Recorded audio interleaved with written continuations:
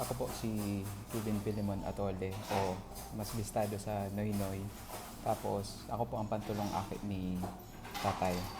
So, igo po kita dingding nagkaperang kahaputan tungkol sa tuyang celebrant nun yan. So, ano ang pinakainot mong natatandaan na nangyari sa birthday celebrant? Siguro po ang pinaka-inot na natatandaan ko pa itong nagpupurupanggap akong turog ka ito paghaling naga. Halimbawa ngaya, maturog-turog man lang ngaya ako kan sa sopame. Tapos, pag mata ko kaan sunod niya ako sigdaan mi. Mas kinamamati ko mo po ka ito na tigkakargama kong tatay. Tigpadagos ko nas namin ang pagturog ko kaning iyo na nga makarga nga ni kong tatay. Iyo man sana po ang natatandaan ko ka ito. Anong klaseng tatay siya kas akit pa kami? Ang masasabi ko po, garo siyang militar, kumbaga, ang trato sa mukha to. Dapat, nag-establish man pati po siya kataning garo level me. In-explain niya na po, kas nag-irinuman kami. Kas aki da po kami, since aki pangani kami, ang level niya daan, o yan o, sa taas. Kami po o yan daan. Habang nagrarun nila po kami, nagugurang man kami, tigbababa niya man ang sadiri niya. Tapos kami, nagmimit man da halfway. Iyo po itong nahihiling kong sa iya sa pinakanagayunan ko na pagiging ehemplo niya sa mata. Inot na inot po. Nagtao po siya ng boundary sa muya. Ako sa napuon ka sa ake hanggang sa maggurang na kami nangunya naggaruminas na siyang barkada. Ang sunod pong hapot iyo ang most memorable moment na natatandaan mo kay ibang celebrant. Ini dua po ini ang pinakainat po na memorable na moment ko. Puro kaya po kabuahan ka to.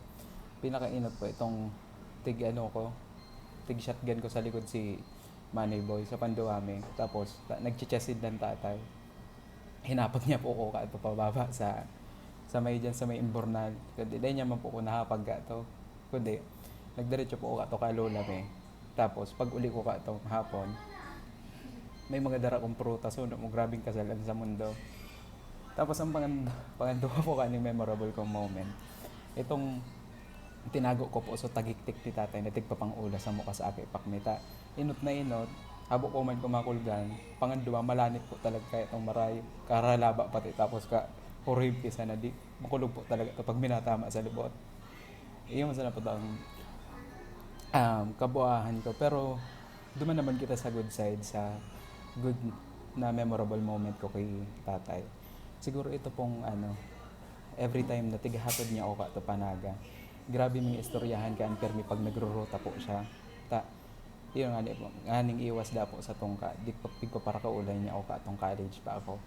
Kasi klase ako sa Ateneo. Duman ko man po na-realize na grabe pa lang talagang tigigibo si tatay para sa mo. Tapos, may isa nagaro siyang naiistoryahan. Kaya, yun man po to suway kung paano kami naging close ni tatay na nakakaistoryahan kami daw puro paano and duman ko mantig shape so mga gusto kong mangyari sa buhay ko dahil duman sa mga pag-irestoryahan din nato. Tapos 3 words para i-describe si tatay. Inot na inot po, kalbo. Joke sa naman tayo. Gwapito po yan si tatay, maski kalboan. Inot po, kalbo ng gwapito. Panganduma po, good provider. Dahil po kami pinabayaan ni tatay. Risa man po baga sa mo. Pinabayaan garo kami sa kusina. Pero in terms sa buhay po, dahil po kami pigpabayaan. Gabos na kaipuhan ni ka to.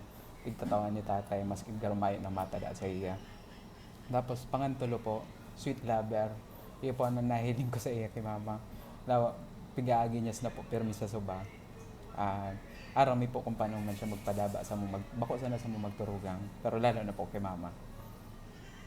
Message para sa birthday celebrant ka. Happy birthday sa imo tay. Data ka man garong pwedeng sabihan na senior ka na junior ka baga. Si Lolo Unok baga senior bakong iyo. Yan. Salamat po sa gabos tay. Sana mabuhay ka pa ning halawig ta. Aram kong grabe paktang pwedeng gibuhon. Bako sana sa pamilyata, bako sana sa magturugang.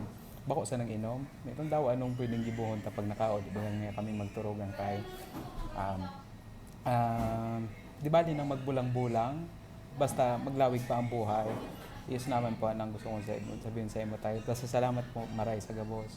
Sorry po sa mga disappointment na nagini po kuman kong igwaman kas pun kas pagkaaki ko hanggang sa paggurang ko. Salamat po sa gabos napirmi kang yaon sa muya sa gabos na decision mi sa buhay hanggang ngunyan tigagayad man kami. Salamat pong maray sa gibong na tigigibo mo sa muya. Ang wish ko po sa iyo is iyo na nga ni po to maglawig ang buhay and then makajaraming na maktang buong pamilya mag-inom-inom na makta pag nakauli.